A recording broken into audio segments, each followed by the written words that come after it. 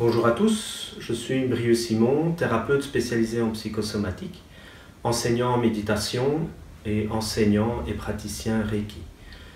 Le thème de la vidéo sera au-delà de la technique thérapeutique. Depuis une quinzaine d'années maintenant que je travaille sur moi, que je suis dans le développement personnel et que j'accompagne des personnes en difficulté, je suis d'abord passé par l'apprentissage de différentes techniques, à savoir le Reiki, la programmation neurolinguistique, les thérapies brèves comme le FT, le RIMAP, le MDR.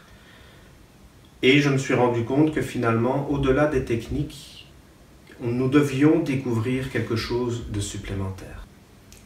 Cette chose supplémentaire que nous devons découvrir, c'est la présence à soi et la présence à l'autre. Et donc, un des moyens fondamentaux ou les plus riches qui peut nous permettre de travailler cette présence, c'est la méditation.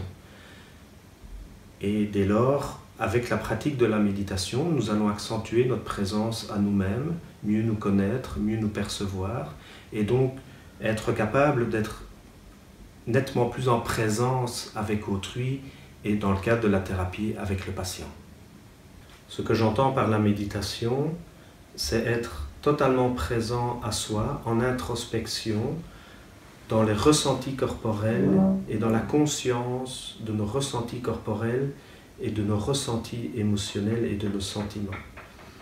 C'est vraiment ça pour moi la première étape de la méditation et en tout cas la présence dans laquelle il est juste de se retrouver, que ce soit pour un travail sur soi ou un travail avec un patient. Il est intéressant de se rendre compte que dans les thérapies modernes, avec l'aide des questions du thérapeute, le patient est amené naturellement à être dans un état de présence à lui. Et donc finalement, la technique de la méditation, l'apprentissage de la méditation en dehors de la thérapie va amener ou va aider le patient à favoriser ces états de présence, ces états modifiés qui vont pouvoir faire ressurgir et amener le patient à plus facilement guérir d'une blessure. Et pour le thérapeute, il me semble tout à fait aussi important et pertinent qu'il puisse être également dans un état de présence par rapport à ce qu'il ressent et par rapport à son patient pour qu'il y ait un cadre de bienveillance suffisamment puissant et protecteur pour le développement de la thérapie.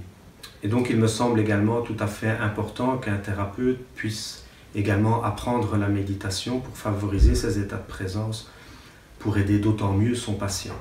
Alors voilà, si vous avez des questions, si vous souhaitez réagir, ou si vous souhaitez des informations quant à la thérapie ou quant au stage de méditation que nous organisons, vous retrouvez toutes les coordonnées en dessous de la vidéo et on répondra avec plaisir à vos réactions.